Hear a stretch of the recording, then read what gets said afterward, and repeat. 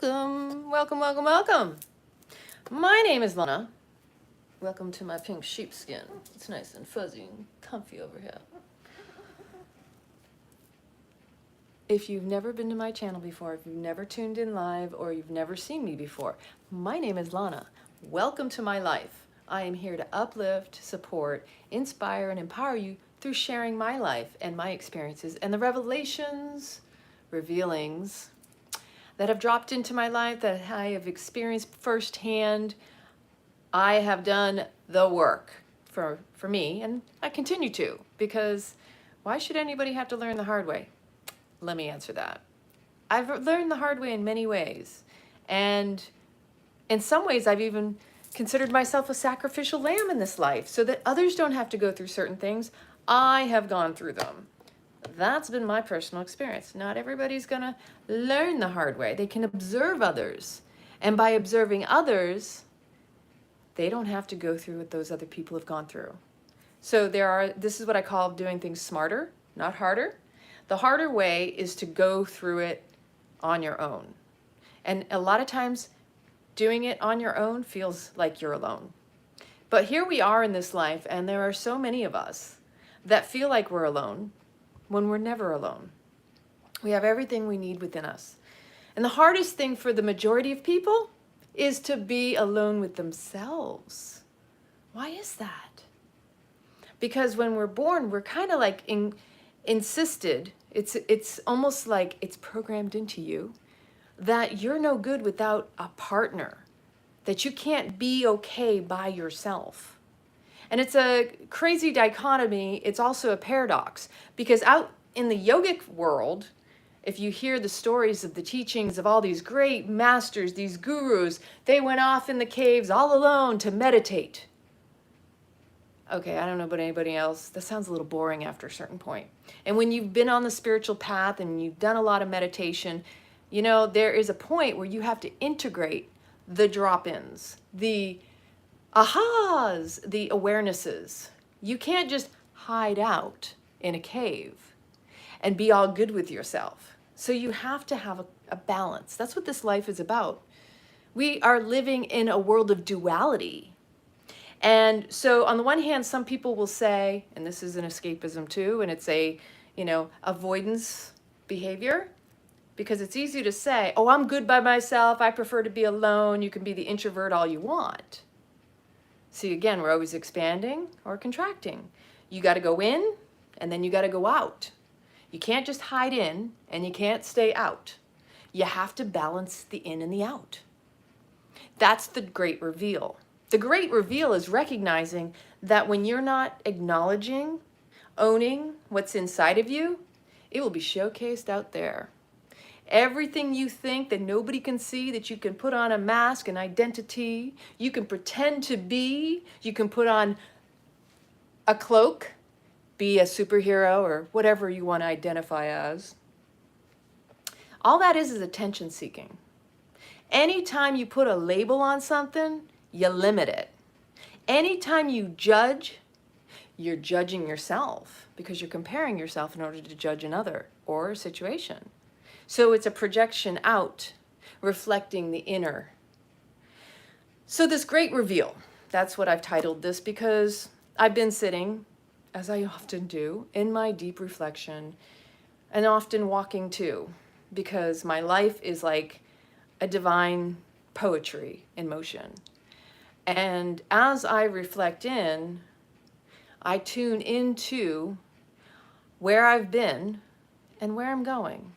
And if they're matching up, if I'm aligned. Who was I before the identity I created? What have I been and had to also pivot and recreate? Because sometimes we latch onto a story. That's what our BS is all about, all the belief systems that we create in our heads. That's the root cause of our suffering, because when you get so attached to something, you have an expectation, and expectations lead to suffering. Because, but wait, it's supposed to be this way. And if it isn't, why? Why does this always keep happening to me? Woe is me, the victim to my circumstances. No, You are not only the perpetrator, but you choose to be the victim when you give your power away to the external, to the expectation and the attachment that you were so holding on to. If you can be of the world, but be in the world, but not of it, meaning lack of attachment, more neutrality, more curiosity. Okay, what if it isn't my ideal? Then it can only be something better that will yet to be revealed. So I like this quote, this way of handling when I'm trying to put something out into manifestation. I have an ideology, I have a best case scenario. This is what I desire, or something better. Always adding, or something better, or God always has bigger plans for us, never gives us more than we can handle.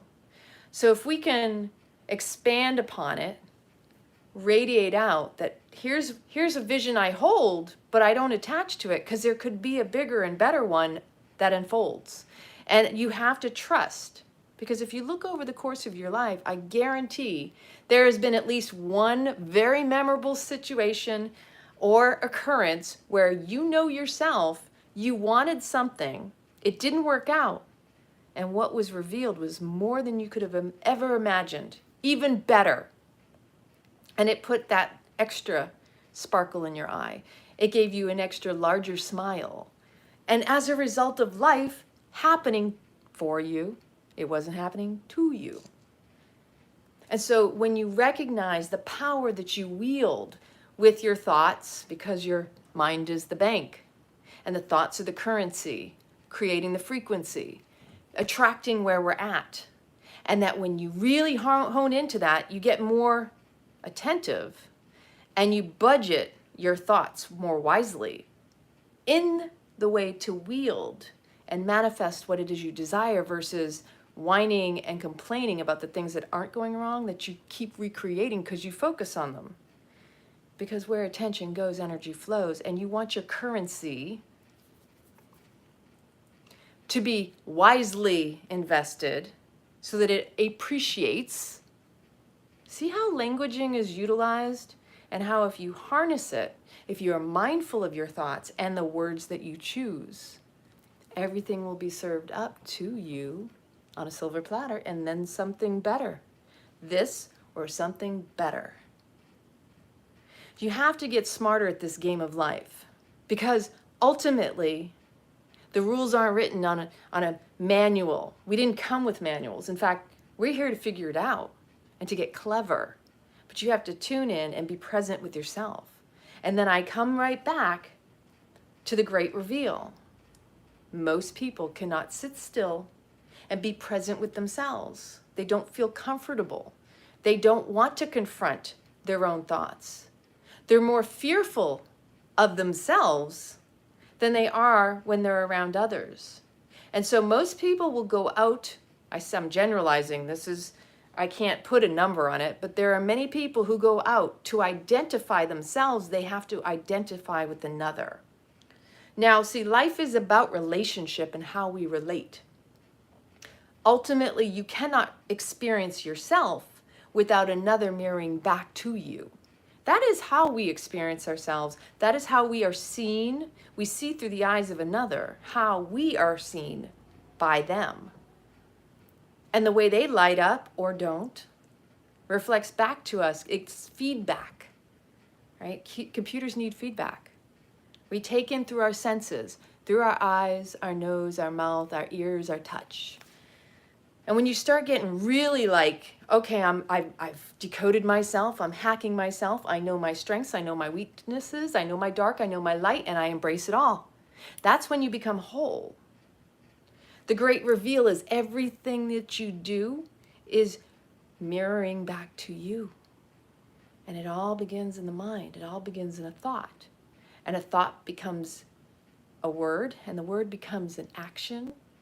You put it into motion, the currency will flow. The frequency will grow. Because as your energy expands, you are constantly creating. You are the manifester. You are the author, the authority. What do you think author comes from? You are the authority of your own life.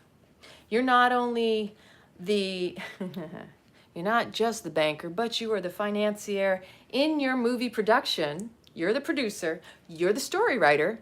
You even get to play the music and do the score. Huh, isn't that interesting? Isn't it interesting that they use the word score? Because again, we're talking numbers and frequency. We're talking about, how are we winning at the game of life? And so the question is, are you the star of your own show, or are you playing an extra in someone else's? Are you contributing and putting all your energy toward another rather than investing your energy in yourself? The real superpower that we all have is the power to choose. You have in every single moment the opportunity to choose what you think, what you speak, what you think you hear, what you choose to feel. When your body is signaling you, it is reflecting back what's going on up in your mind, conscious or unconscious. What is the pattern? If you feel pain in your body, what is your body communicating? That it's trying to get your attention. Pain is simply a signal for change to occur, meaning you need to address this because there's something that needs to shift. There's something that needs to be adjusted in order for the pain to move. Okay, so my hips bother me right now. What am I going to do? Am I going to sit in pain? Or am I going to wiggle around and get a little bit more comfortable? Am I going to okay, maybe I was sitting wrong. Or maybe I'm lodging a lot of emotion because we store so much emotion in our hips, right in this pelvic area where the lymphatic area is. A lot of times we get icky, sticky, stuck. And then people wonder, why don't I have the mobility?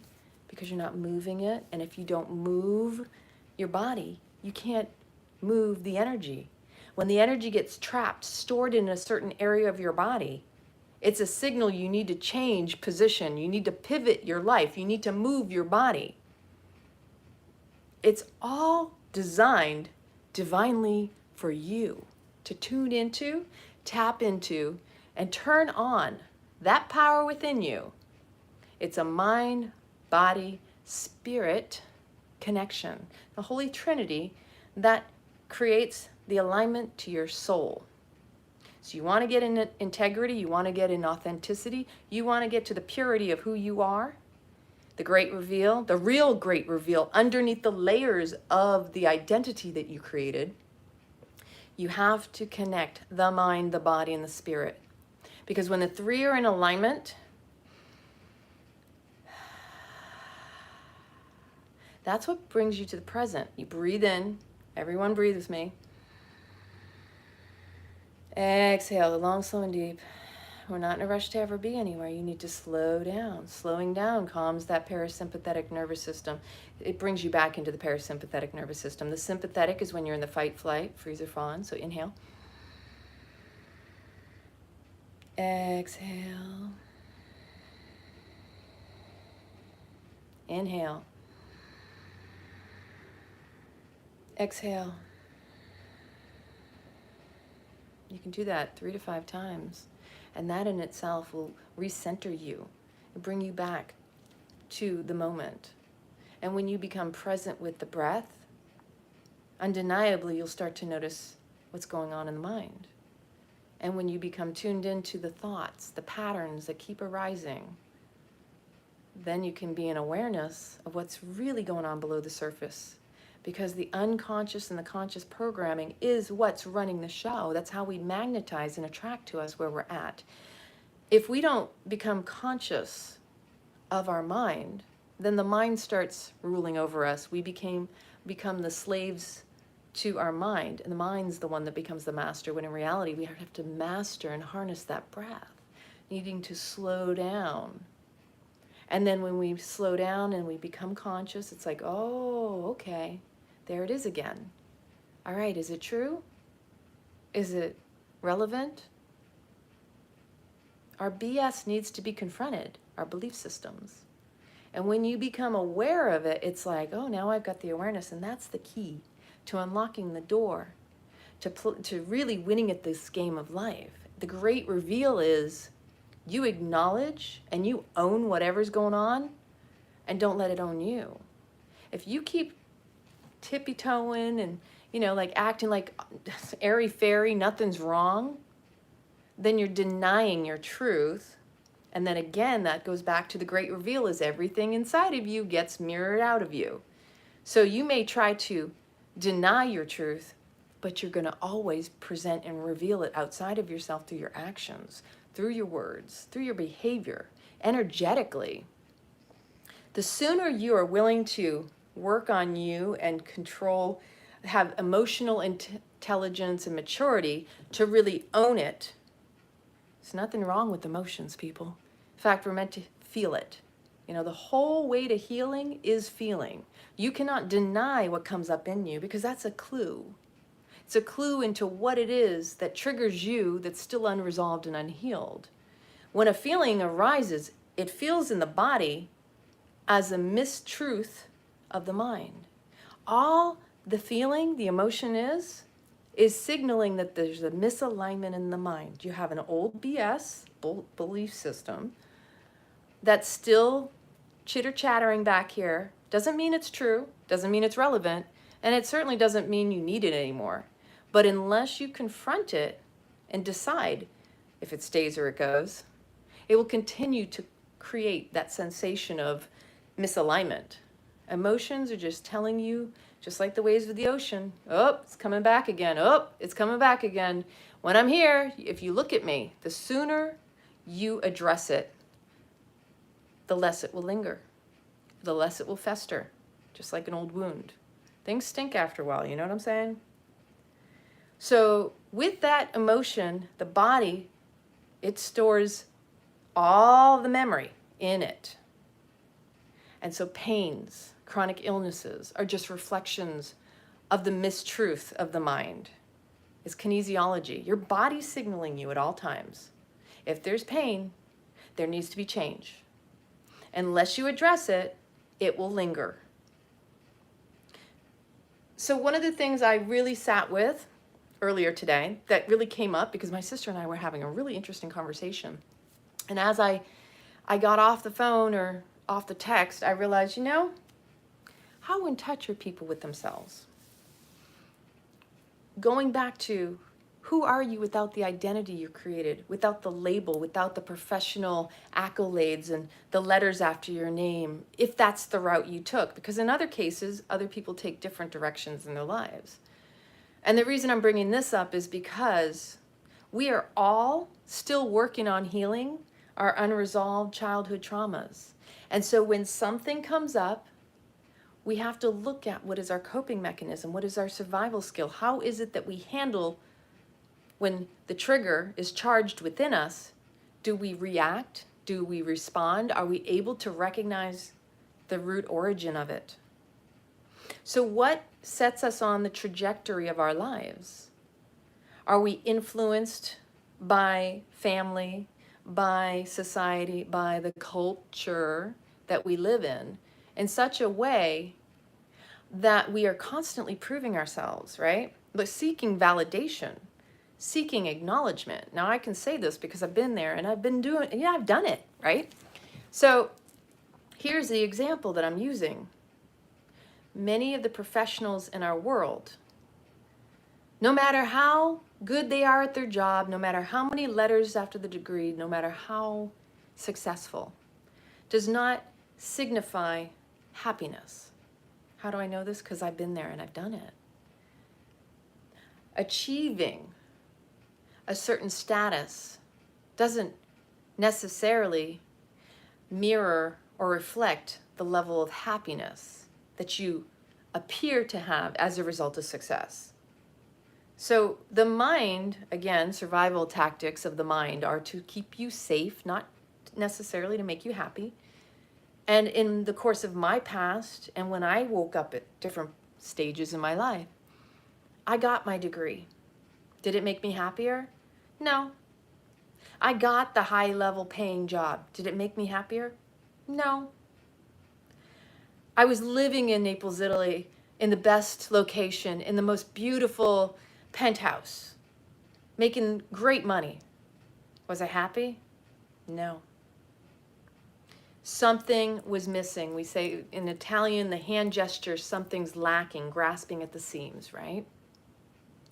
And in this reflection, I realized, you know, because I've done that, I've been there, I can speak from my personal experience. I can also look around and recognize the seeking achievement is just as easily an escapism, a keeping busy, to keep and set appearances. Look at me, I got the job, I got the degree, I got the this, I got the that. But that doesn't mean I'm happy. And that in itself is a form of the unmet childhood need of feeling significant, seeking validation and acknowledgement. So when you look around and you see doctors, lawyers, judges, I'm just using the generals, the easy ones to pick out, some of those people are the most miserable. And believe it or not, those are the people who won't confront or heal, work with, and rebirth their own inner child. And how sad that must be. Because when I was younger, my mother used to say, I never understood why these ladies were bitter. She said, I never want to be like those bitter old ladies. And then as she got older, there was a point where she went, wow, I think I understand why they're bitter now. But you know, even when you're bitter, you can still be better. You can still seek to feel better than bitter. Bitterness is just because of something internal, not from the external. Again, it's that seeking validation from others. If we don't do it for ourselves, what makes us think anybody else is going to make us feel better? And so until we acknowledge and go within and heal our own inner child, comfort our inner child and reparent ourselves, all this stuff outside of us, again, it's an inside job. If you don't go within, you're going to go without. And that subtle acknowledgement, having compassion that when you're around somebody who's just not happy, they may appear to have everything, maybe because you're comparing yourself, because that's how we judge.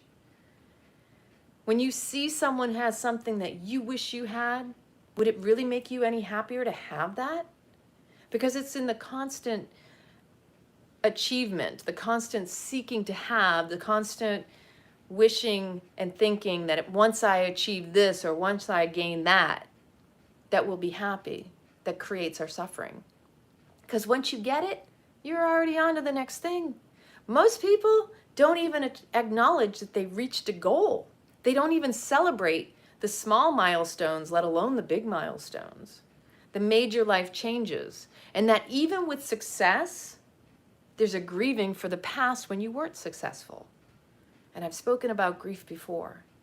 Major life change, shifts and shakes. You know, when you are basically turned upside down, your life is not what it was. We're talking major life changes can be extremely happy, extremely sad. They can be all in between. But every change is like death. And that requires a proper grieving, a proper acknowledgement that, wow, things aren't going to be the same now. And in that acknowledging it, it's like, be humble, be tender with your own heart, and also acknowledge people around you. Like, notice the subtleties in people when they seem melancholy. Recognize that that's an indication of your sensitivity too. You recognize melancholy, sadness, happiness, joy in people around you, because that's a reflection of you too. We're all mirroring each other. But until we tune into ourselves and allow ourselves to be revealed to us, otherwise, if we don't do that work, we're going to look like a shit show on the outside. That's how I interpret it anyway. And I've looked like that plenty in my life. It's a little embarrassing when you're throwing a temper tantrum and you're realizing everybody's telling you, just be happy. Don't let them steal your joy. And then your ego's going, who the hell are you? Did you see what just happened? They're doing it to me. Like, your brain, your mind will go on a hamster wheel if you let it. And until you hone in Tap into your inner wisdom and go, wait a minute here. Reel that shit back here. You're not in charge. You don't get to control and run the show. That's the heart we need to tune back into. Energetically, if something's not right in you, if you're imbalanced, if you're not acknowledging a sensitivity, a charge, an old wound, something that's screaming at you going, pain, pain, pain. If you don't acknowledge that, your inner child will call on that third party outside of you, and you will get to work it out and deal with it outside of yourself. What you do inside softens. It also gives you courage, because courage, 𝐔𝐻𝐿, is the heart, and that muscle needs to be exercised regularly in order to be stronger, more confident in your power. You need to work on exercising 𝐔𝐻𝐿, your courage muscle. When you do that, then you don't have to seek without. You don't have to find validation around you. You'll just exude a natural confidence that's you, because power is internal, and we all have the power to choose, the power to be, rather than seek by doing. And a lot of escapism in the world is all about, watch me, look at me, I need attention. Hey, I'm no different. We are all looking to be witnessed. And there is nothing to be ashamed of for that. It's whether or not you're doing it in a healthy manner, because we weren't given instruction manuals of how to properly, healthy relationships, healthy communication. Hey, I need attention. Do you have a moment? You willing to listen? Could you witness me? I mean, that's a toughie. Like, that throws people off just by saying something like that. It's like, whew, what's wrong with you? Because most of our culture has been conditioned to hold it down. Wait a minute, we don't talk about that at the dinner table. Whoa, wait a minute, that's a little too touchy. That's a little too sensitive. Oh, you're crazy. What are you talking about?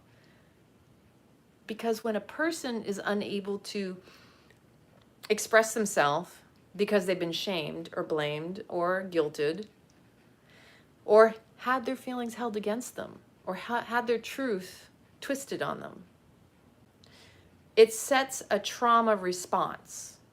And then, just like the bully was once bullied, it teaches people to not honor themselves. Therefore, without being able to honor yourself, you're not going to be able to honor anybody else. We talk about boundaries, we talk about standards. If you don't have healthy standards within yourself, then it's easy for relationships to be unhealthy, for you to attract people who will take advantage of you. When you have healthy boundaries and standards, healthy people show up to you. There will be people that will test you, poke and provoke, prod you a little, but it's usually because the universe just wants to check, hey, did you learn the lesson? Are you aware? Are you able to discern? Can you acknowledge and recognize your truth and demonstrate that to anyone who shows up to you? Because when you honor and recognize yourself and you stand in your power, that's a ripple out effect. When you heal you, that's felt too. Everyone else benefits. So by negating or avoiding your own healing, you're not helping yourself and you're not helping anyone else. So do it selfishly. Like, if you're going to heal yourself, do it selfishly. Because recognizing and acknowledging that if I do my inner work, if I acknowledge who I am, I own myself, I don't let it like make me react to others, then you're also helping others. There's, you know, it's a win-win. It's not a loss or a restriction or a constriction. So just acknowledging, what is your great reveal? What are you translating through your energy? What are you admitting? What are you revealing about you through your actions, even just your thoughts? Because even without speaking, your energy is felt. When you enter a room, the room shifts just based on your energy, just based on your thoughts and where you're at. Each and every one of us is a drop in the ocean. And that ocean is a motion all the time. Energy needs to stay in motion. It doesn't ever stop. Just because you see form doesn't mean the energy is solid or not moving. It has to move. That's why we feel sensations, because the movement of the energy is constant in flow.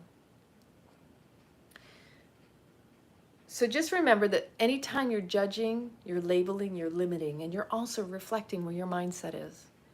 It's easy to turn around and say, this is this or that's that, but do you ever really recognize that when you've said that, you're just revealing, this is the great reveal of your mind. This is the belief system that you're so attached to that you limit yourself to. And to share that outwardly just shows what's going on inwardly. 9 times out of 10, it's much more amplified within. So the little bit that seeps out, because basically we're all under pressure, and all the stuff that gets squeezed out of you is the stuff that doesn't need to be in there. And unless you clear it out through meditation, mindfulness practices, breath work, movement, then it's going to drip out. And it's kind of like a machine that is over-oiled. The excess comes out, it gets messy, it creates issues. Think about that. Like, we are no different than machinery. We are just like computers. And our data, sometimes our wires get crossed, our data gets a little messed up, but we're the ones who have to maintain this. It's up to us to reclaim ourselves, to be more effective for one another.